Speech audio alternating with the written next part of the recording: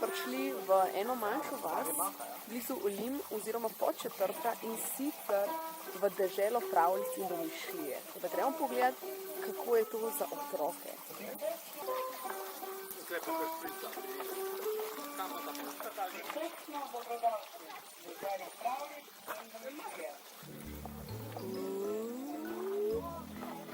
Butalci, ki so sejali sol, ki sem mislila, da bo zrasla. V pravljici je 7 palčkov, 2 čuvata sneguljčico, en je dežuren palček na ganku. Kje je sneguljčica? 7 palčkov je, vsak je drugačen. En je modrijanček, en je zaspanček, en je strmoglavček, en je smeravček, en je nagajivček, en je kleptalček, en je pa čuri murček. Rdeča kapica.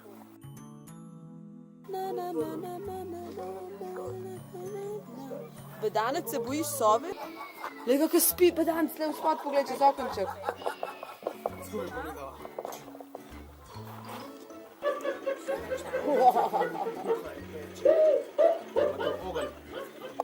Da kaj zakuri in da kaj skuha. Ena izmed lepših pravljic, ki jo imamo rada z mojstrom, je Žogica nogica. Kaj ima pa babica? Obor in pojeta. Tukaj zgor je pa Cvajto lovaj. Ne bo.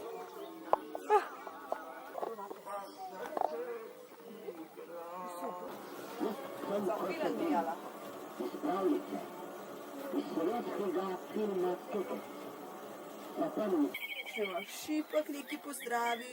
Sova. Ptički so.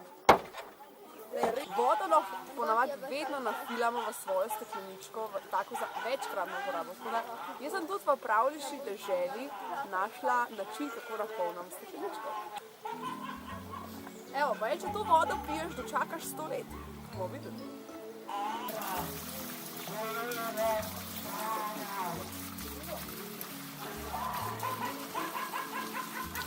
Eni pijejo od sreče, eni od žalosti, eni pa od jutra do večera.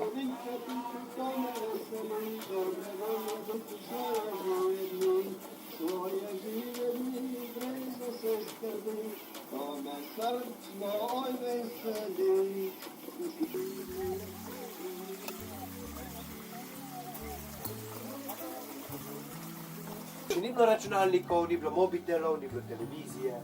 Ne? To so tisti časi, ko je bil tale stric, Franc Jožef, avstro-ogrski cesar. Dobro, pustimo to zdaj, ne? Kaj so delali brez računalnikov pa mobitelov? Živ dolg cajt. Torej, pridno so delali od jutra do večera. Najmlajši je tule za vami in to je mali Andrejček. Torej, dojenčki so spali v teh lesenih zibelkah. Dežela pravljic in domišljije je krožna pot, primerna za vse starosti otrok, lahko pridete z dojenčki, samo ni pa prehodna z vozički. Tako da lahko ga vzamete v naročje, v nosilko in greste ni tako dolgo, tako da brez skrbi, vmes si lahko še vodo nalijete, tako da lahko uživate vi in vaši najmlajši.